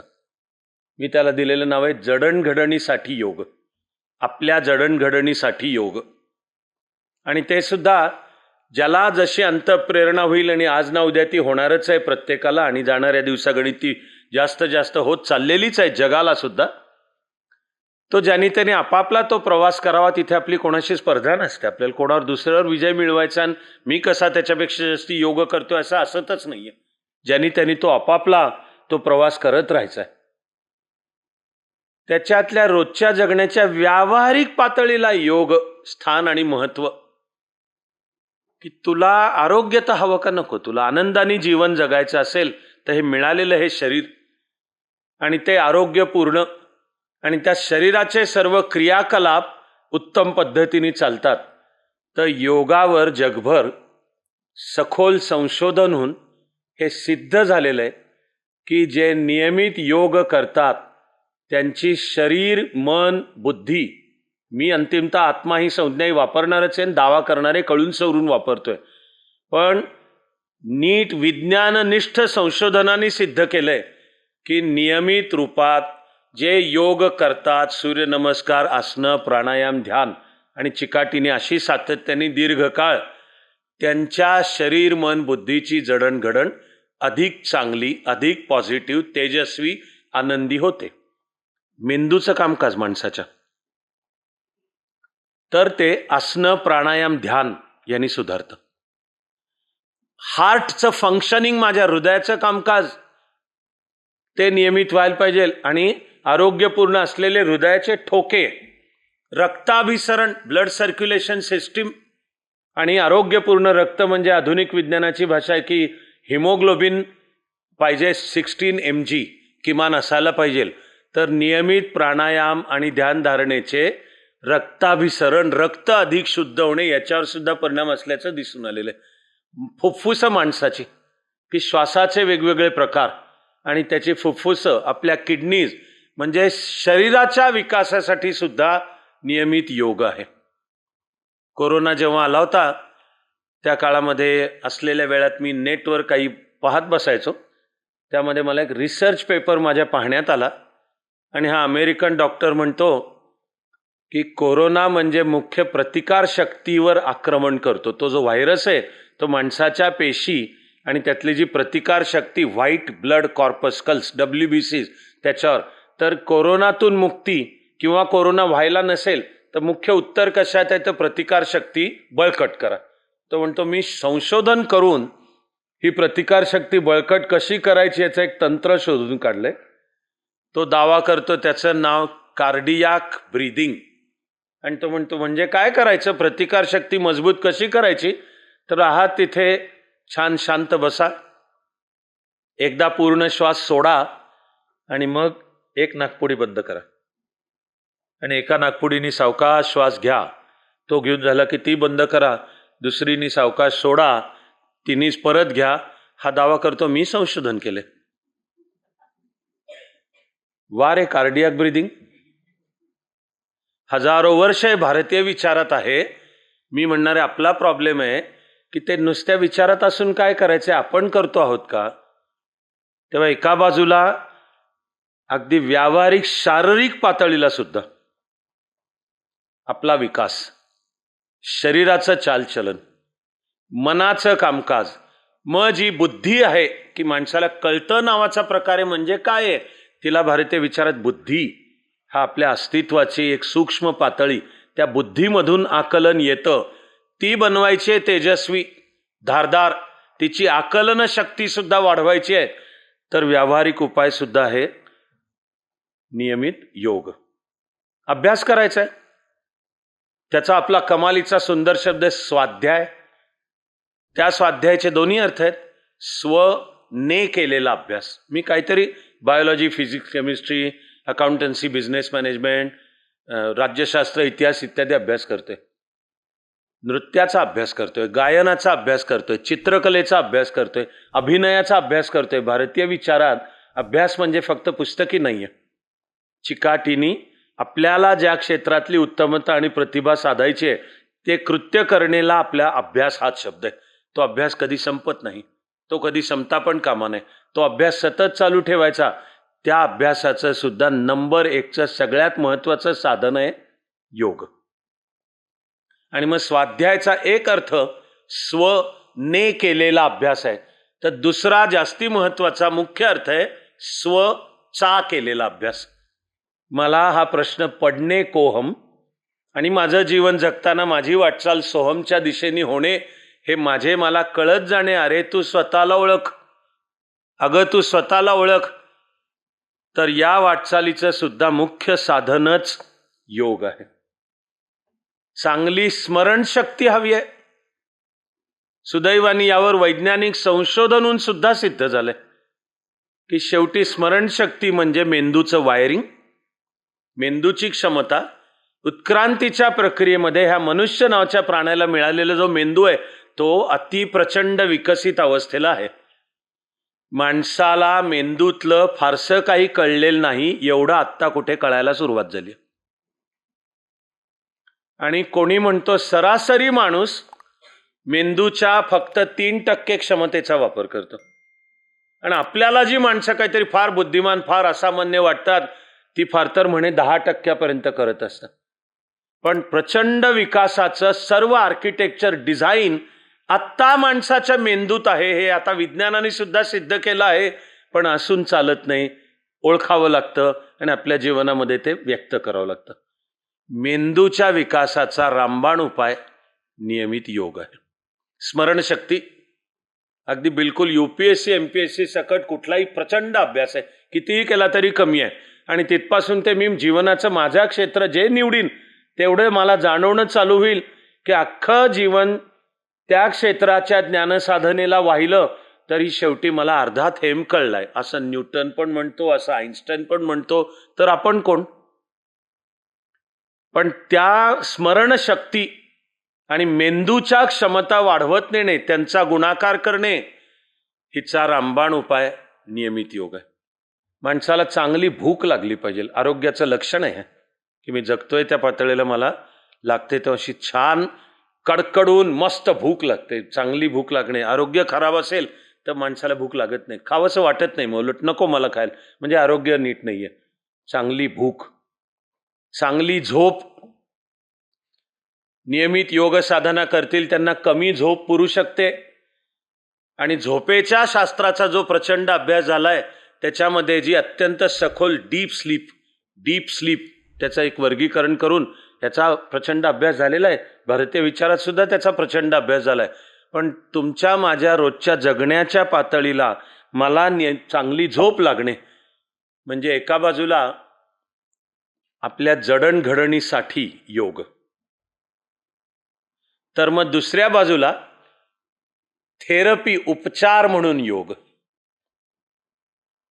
तिकडे माणसं वळताना मला वेळोवेळी जाणवतात बरं का, अनेक तऱ्हाला. मला फक्त वाटत राहतं की काहीतरी बिघडलंय आणि आता तुला ते दुरुस्त करायचं असेल तर हे बघ नियमित योग कर. तर अरे बिघडेपर्यंत थांबताय कशाला? आत्ताच करा. शरीर मन तरुण आहे तोवरच करा, नाहीतर करून करून भागले आणि आता काशी यात्रेला निघाले. हिंदी म्हणे 100 चूहे खाके बिल्ली चली हाज.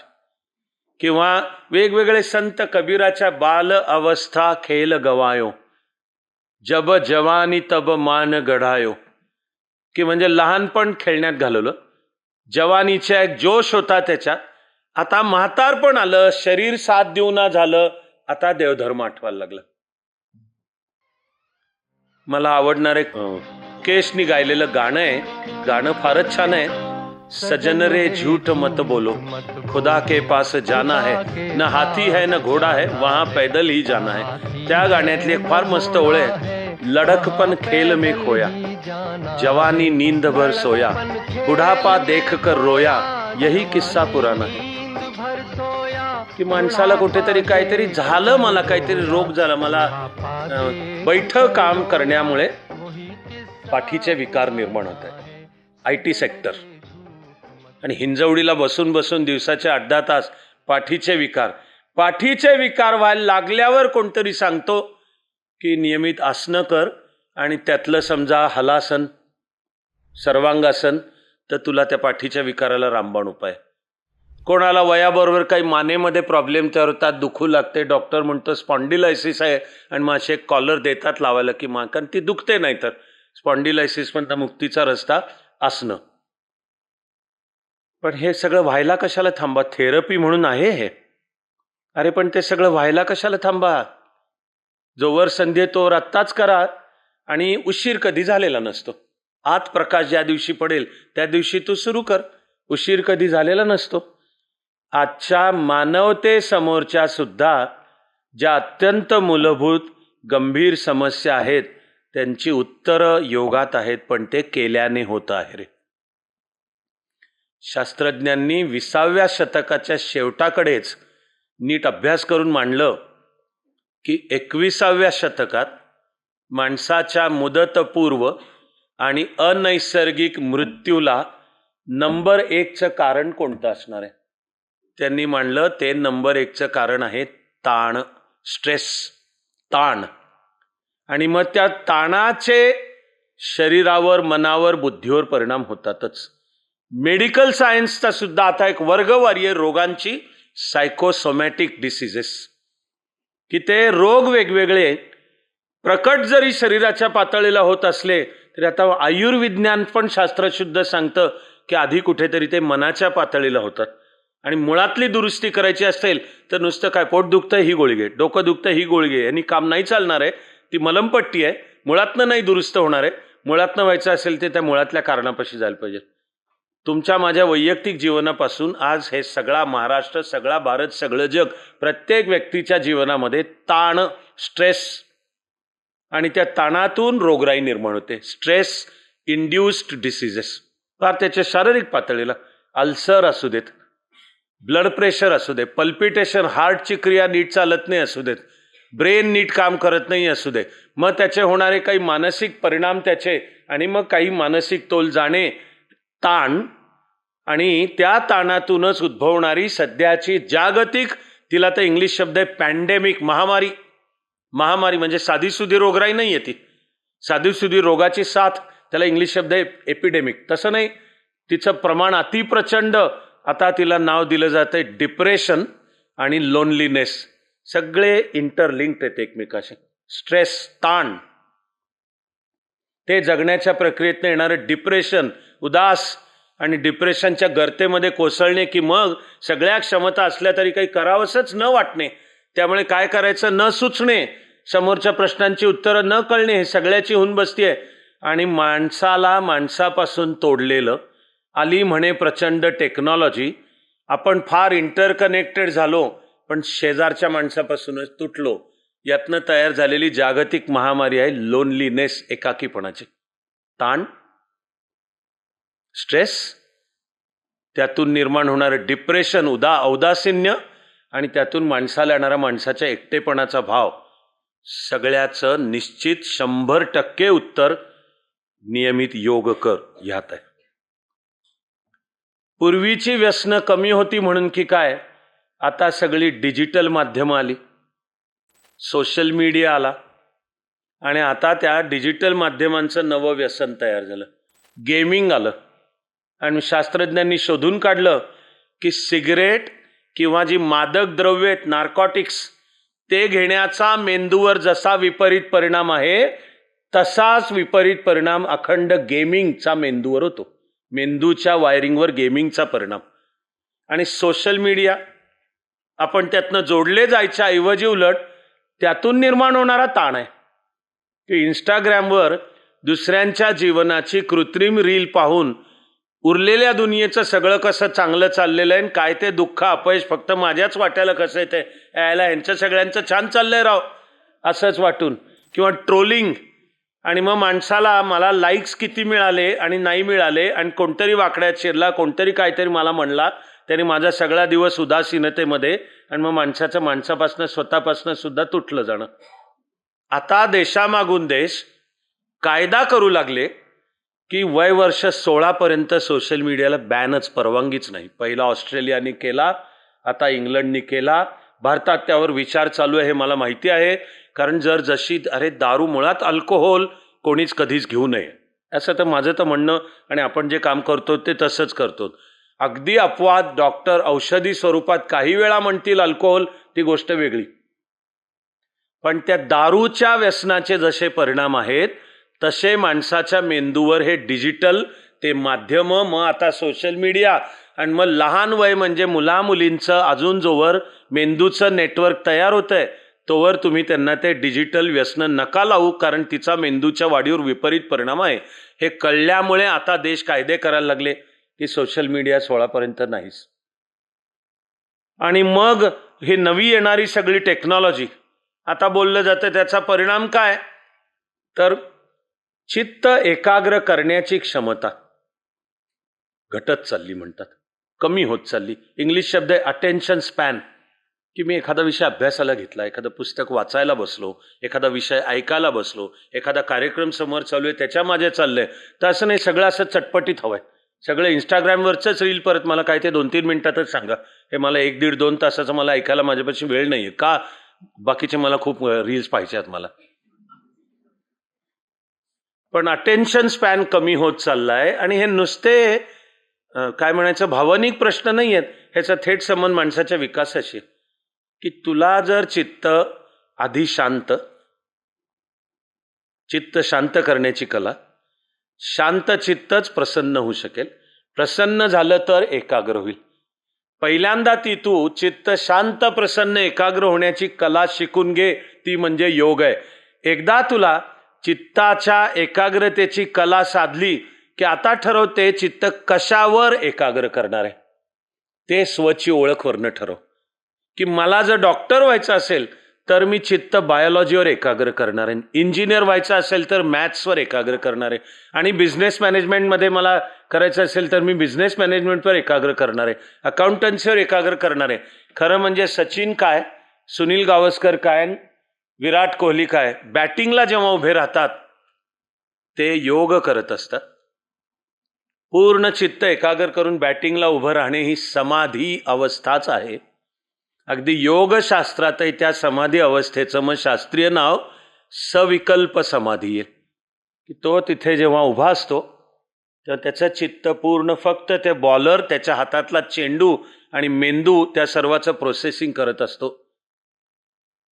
बॅट्समन जेव्हा बॅटिंगला उभा राहतो, अभिनेता जेव्हा उत्तम अभिनय करतो, जगामध्ये अभिनयाच्या काही स्कूल्स आहेत वेगवेगळ्या, त्यातली एका थोर रशियन अभिनेत्यांनी एक अभिनयाची स्कूल शैली विकसित केली. त्या अभिनेत्याचं नाव आहे स्टॅनिस्लॅवस्की, आणि अभिनयाच्या त्या स्कूललाच नाव आहे स्टॅनिस्लॅवस्की स्कूल. आणि तो काय सांगतो की चांगला अभिनेता जी भूमिका करतोय तिच्यात तो पूर्ण शिरतो. चांगला अभिनेता ती भूमिका करताना तो होतो. तेव्हा डॉक्टर काशीनाथ घाणेकर जर इथे ओशाळला मृत्यूमध्ये छत्रपती संभाजी महाराजांची भूमिका करत असले तर अरे ती करत असताना काशीनाथ घाणेकर नसतोच, ते संभाजी महाराजच असतात. आणि स्टॅनिस्लॅव्स्की म्हणतो की त्याला त्या भूमिकेत जर शिरायचं असेल, तर ही जी कला आहे कसं शिरायचं त्या भूमिकेमध्ये, आणि तरी तू ही तुझी भूमिका नीट पार पडतो आहेस का. स्टॅनिस्लॅव्स्की म्हणतो की माझाच एक अंश विंगेत उभा राहून पाहत असतो की मी ही भूमिका नीट पार पडतोय का. स्टॅनिस्लॅव्स्कीनी अभिनयाची स्कूल डेव्हलप केली. स्टॅनिस्लॅव्स्की स्कूल ही पूर्णपणे योगावर आधारित आहे. हे योग आहे हे स्टॅनिस्लॅव्स्कीच सांगतो की योग विचाराचा मी अभ्यास करून आणि आपल्या उपनिषदांमध्ये जी झाडाच्या वरच्या फांदीवर एक पक्षी आहे आणि खालच्या द्वा सुपर्णा सयुजा सख असा उपनिषदातला श्लोक आहे, आणि वरचा पक्षी फक्त खालच्या पक्षाचे सर्व क्रियाकलाप अलिप्तपणे पाहत असतो. तो जर त्या खालच्या पक्षाच्या क्रियाकलापांमध्ये गुंतला तर त्याला सर्व दुःखांचा अनुभव येत असतो. ही प्रकृती आणि पुरुष, आत्मा आणि मग मन बुद्धी शरीर इत्यादी ह्याची सर्व मांडणी स्टॅनिस्लॅव्स्की सांगतो. तो अभ्यास करू नये ही भूमिकेत कसं शिरायचं, एकाग्रता, आणि असा पूर्ण समरसून त्या भूमिकेत शिरलो तरी विंगेतून एक तिसरा माझ्याकडे पाहत असतो, हे त्या योगावरून मी डेव्हलप केलं. आधुनिक काळामध्ये आपलं भाग्य आहे की चाणक्य मंडलच्या स्थापनेच्या काळापासून योगाचे एक थोर तज्ज्ञ की जे स्वतः IPS अधिकारी होते आदर्श, आणि शासकीय नियमानुसार निवृत्त झाल्यानंतर उलट त्यांनी योगाचं मानसशास्त्र आणि ते खेळाला लागू करून भारताला जगज्जेते पदापर्यंत नेलं, ते भीष्मराज बामसर. आणि त्यांनी शूटिंग हा जो खेळ आहे त्याच्यामधली चित्ताची एकाग्रता आणि त्याची त्यांनी विनिंग हॅबिट्स हे त्यांच्या पुस्तकाचं पण नाव आहे. पण वेगवेगळ्या खेळांपासून जीवन नावाच्याही खेळामध्ये जिंकण्याची साधना कशी करायची हे योगावर आधारित हे बामसरांनी त्याची वेगवेगळी टेक्निक्स त्यांनी विकसित डेव्हलप तयार केली. आपण चाणक्य मंडल परिवारमध्ये सुद्धा ते आज बामसर शरीराने आपल्यात नाहीत, पण त्यांनी जो विचार त्यांनी अभ्यास केला, तंत्र विकसित केली, ती सगळी आपला वारसा आहे. मुख्य मुद्दा आहे की हे सगळं आपल्या रोजच्या जगण्यात आलं पाहिजे. तुमच्याशी आज मी बोलतोय, तुम्ही सुद्धा ऐकताय, ही मला एक उत्तेजनार्थ देत असलेली संधी.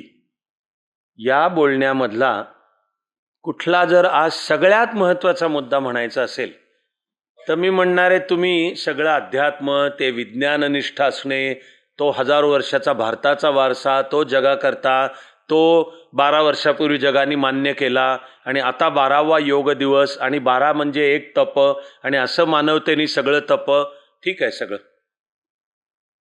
पण सगळ्यात महत्त्वाचा मुद्दा आहे, मी माझ्या जीवनात करतो आहे का. आणि बाकी उरलेलं कर्म ज्ञान भक्ती आपली जग पे असू देत, पण सरासरी 25 ते 30 मिनिटं.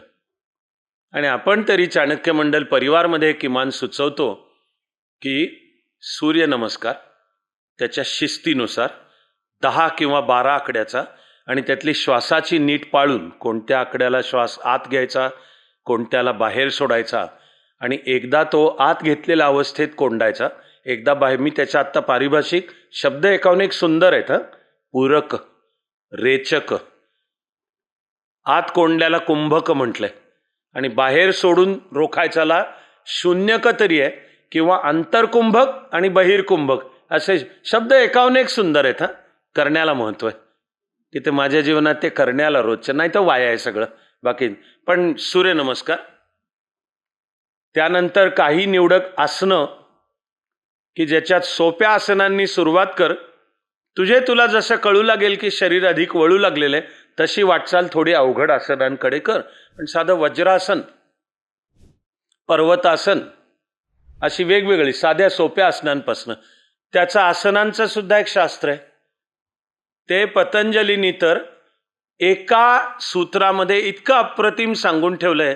अख्खी आसनांची व्याख्या स्थिर सुखम आसनम ही व्याख्या आहे की तू ज्या स्थितीमध्ये आहेस तिच्यामध्ये स्थिर असणे आणि शरीर मनाला सुख जाणवणे हे आसन आहे.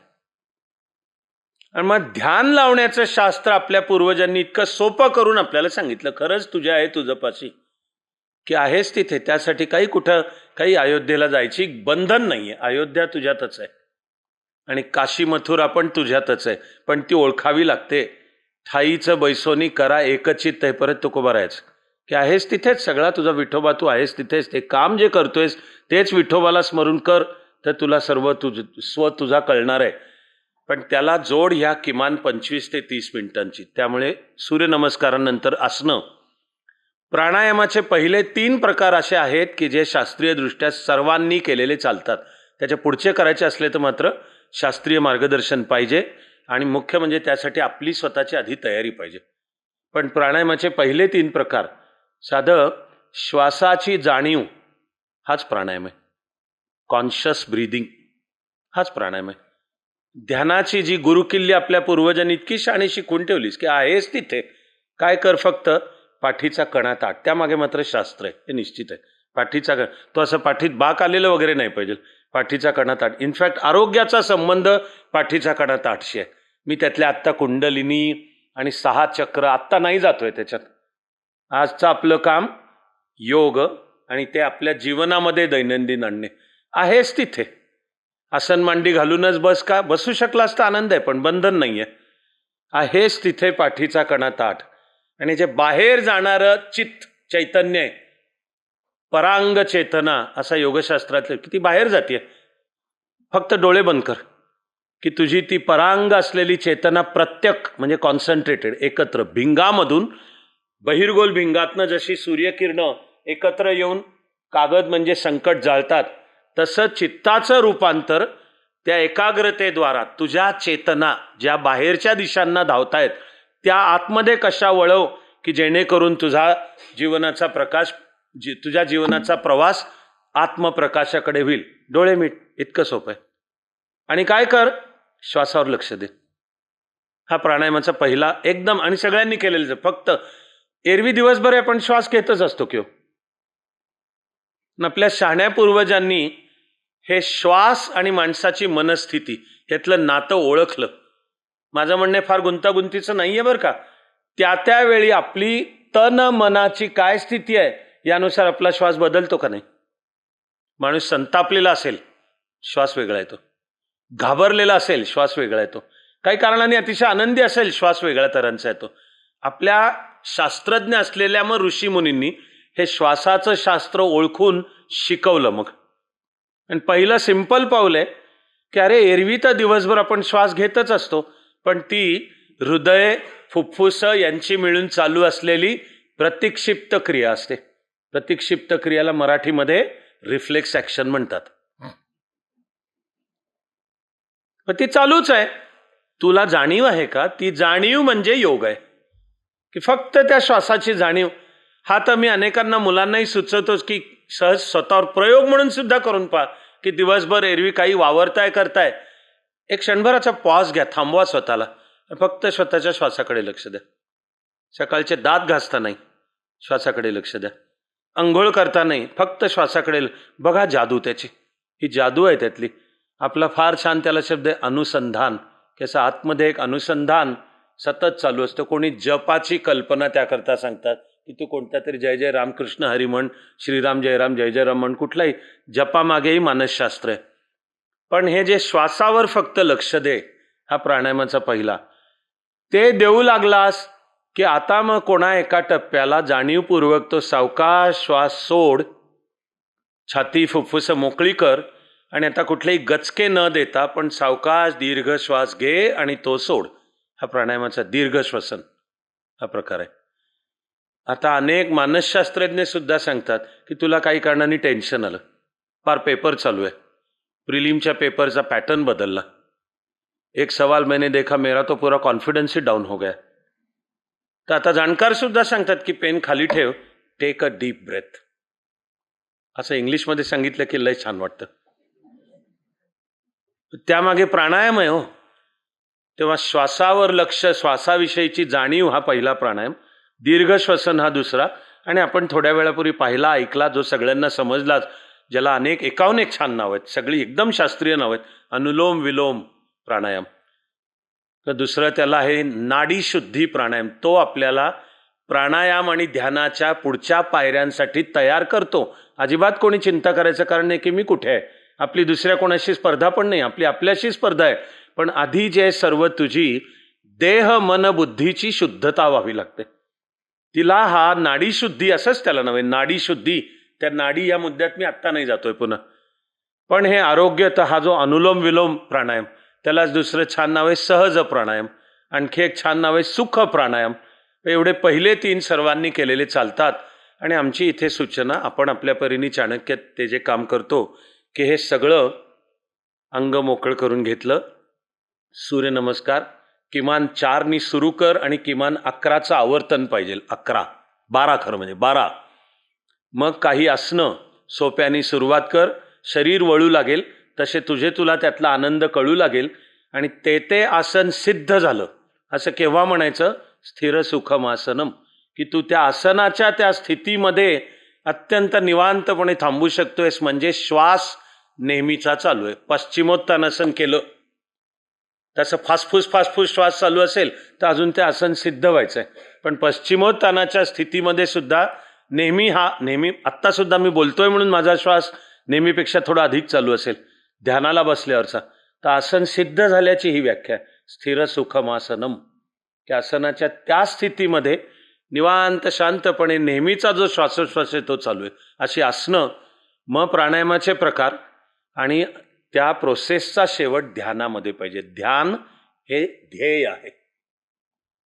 ही आधीची सगळी त्यासाठीची साधनं आहेत. आणि मग ध्यान हे स्थिर शांत बैस, फक्त श्वासावर लक्ष दे. येणारे विचार येऊ दे, जाणारे विचार जाऊ दे. सस्पेन्शन ऑफ जजमेंट, की तू भाष्य करत बसू नको त्याच्यावर. हा विचार चांगला आहे, हा वाईट आहे, हा योग्य आहे, हा अयोग्य आहे, हा काळा आहे, हा पांढरा आहे, हा सुखद आहे, हा दुःखद आहे, काही नाही. येणाऱ्याला येऊ दे, जाणाऱ्याला जाऊ दे. तुला जाणवेल कशी चित्ताची शांतता होत जाते. असं किमान योग आपल्या जीवनात करणे याला सगळ्यात महत्त्व आहे. उपासनेला दृढ चालवावे. आपल्याला श्रीकृष्णांनी सांगून ठेवलंय की अशा रीतीने जो एका व्रतस्थपणे नियमितपणे चिकाटीने करत राहील त्याची वाटचाल आनंद यश जीवनातलं खरं सुख, सुखम आत्यंतिकम यत्तद बुद्धिग्राह्य अतींद्रियम. की मी काहीतरी पदार्थ खातो, शरीराला सुख होतं, मनाला सुख होतं. योग आपल्याला सांगतो की ह्या सर्वाच्या पलीकडचं बुद्धी आणि बुद्धीच्याही पलीकडचं सुख तुला कळणं तुझी चालू होईल. पण त्यासाठी पाहिजे सतत चिकाटीनी दीर्घकाळ केलेली साधना. शनै शनै रूपरमेत बुद्ध्या धृती गृहीतया. की जाणीवपूर्वक एक पक्की धारणा ठेवून सावकाशपणाने शनै शनै, पण रोजच्या चिकाटीनी 25 मिनिटं.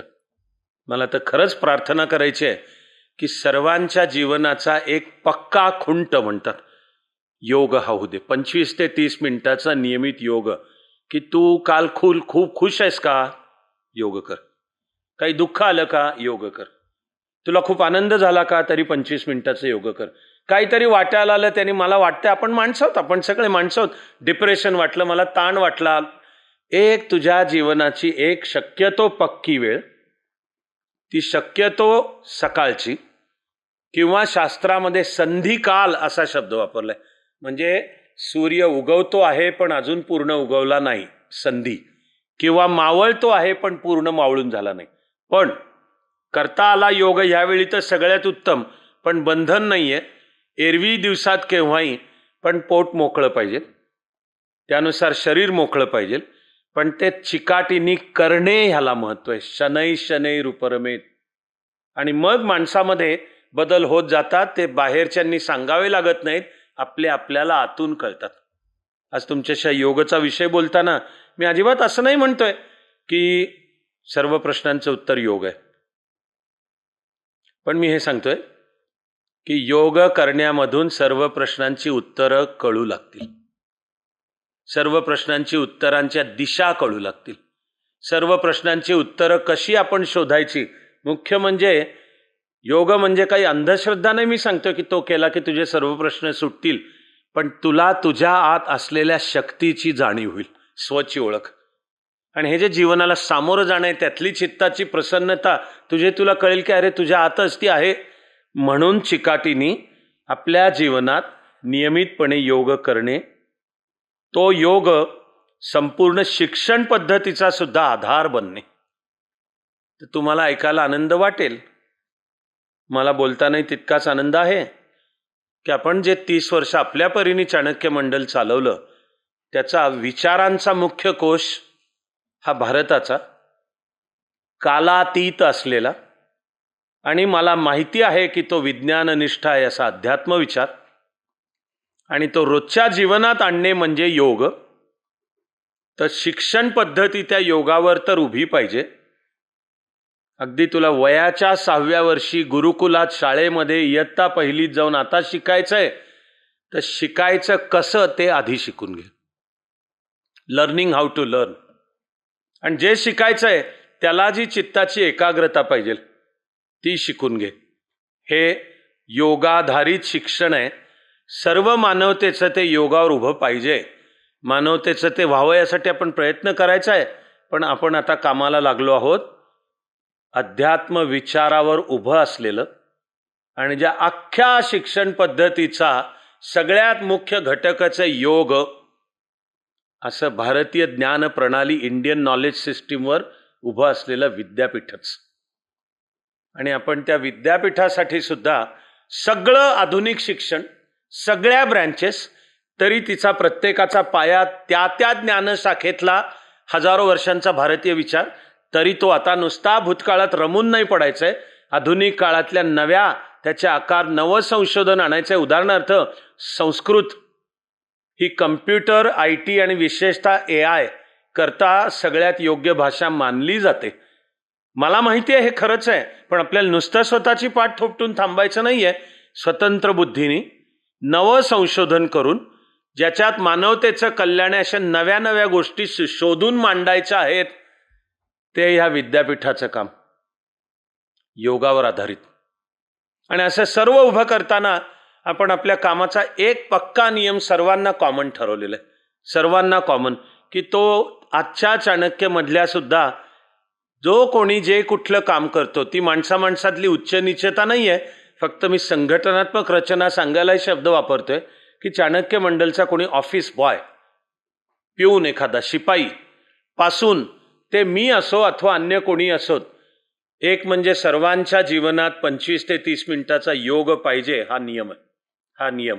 आणि दुसरं म्हणजे सर्व प्रकारच्या निगेटिव्ह व्यसनांपासून दूर पाहिजे. निगेटिव्ह व्यसन, सिगरेट, दारू, तंबाखू, आता नवीन येत चाललेली, आता मादक द्रव्य, आता तरुणांना शिक्षण काय की पराक्रम आणि समता कशात आहे, तर तोकडे कपडे घालून आणि जिभेवर एक कसली तरी निळी गोळी ठेवायची आणि म्युझिकमध्ये नाचायचं आणि पुढे आणखीन जे काही करायचं आणि त्याचे परिणाम भोगायचे. पण भोगायला लागेपर्यंत दुर्दैवाने उशीर झालेला असतो. आपल्याला अशा एका समाज व्यवस्थेचं, अशा एका शिक्षण व्यवस्थेचं स्वप्न पाहिजे की जिथे होणारी माणसाची जडणघडण, एक पॉझिटिव्ह आस्पेक्ट रोजची योग साधना, आणि एक निगेटिव्ह आस्पेक्ट, निगेटिव्ह व्यसनं नाही पाहिजेत. लावायची ती चांगली व्यसनं लावायची. अशावर आपण तर आपल्या छोट्याशा प्रयत्नांनी ही सगळी शिक्षण पद्धती उभी करायला निघालो. विज्ञानाचा सर्वश्रेष्ठ शोध आहे अद्वैत. काही ठिकाणी इंग्लिश शब्द वापरावे लागतात. The greatest discovery of human civilization is philosophy of oneness.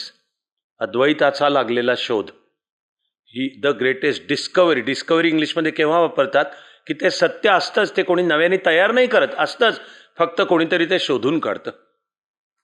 Gravitational force Newton किंवा आईन्स्टाईननी तयार नाही केला, तो आहे, तो शोधला, डिस्कव्हरी. पण इन्व्हेन्शन म्हणजे कुठल्या तरी शोधाच्या आधारावर काही तंत्रज्ञान तयार केलं, टेक्नॉलॉजी तयार केली, आणि त्यातनं सांगितलं की वीज हे निसर्गाचं तत्व आहे, पण हे बघे असं असं केलं की त्या विजेची निर्मिती होईल आणि माणसाचं जीवन प्रकाशाने उजळून टाकता येईल. ही टेक्नॉलॉजी आहे, इन्व्हेन्शन आहे. तर मग मला अतिशय आवडलेले आणि भावलेले शब्द आहेत.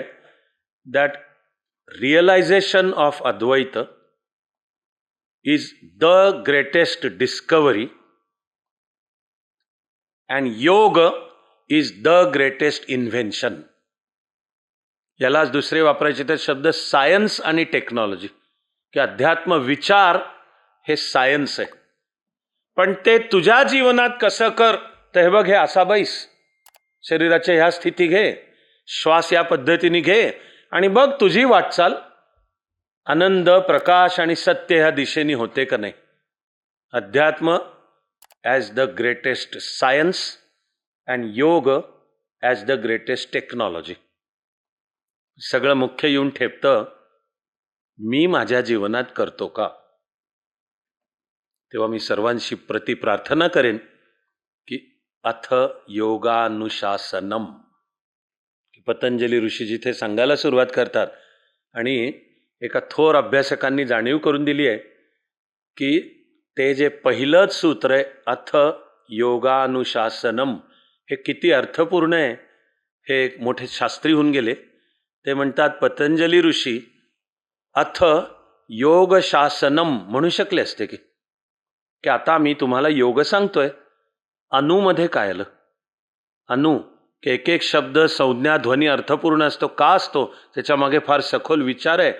तर अथ योगशासनम असं म्हणायच्याऐवजी पतंजली ऋषी अथ योगानुशासनम म्हणजे योग अनुशासनम.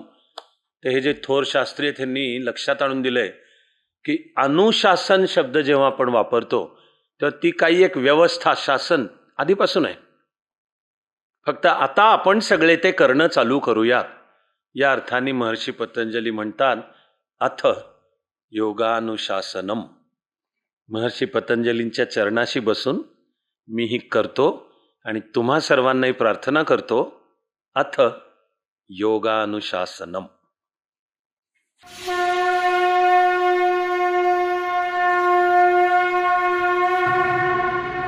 जरी एक अश्रू पुसायास आला, तरी जन्म काहीच कामास आला.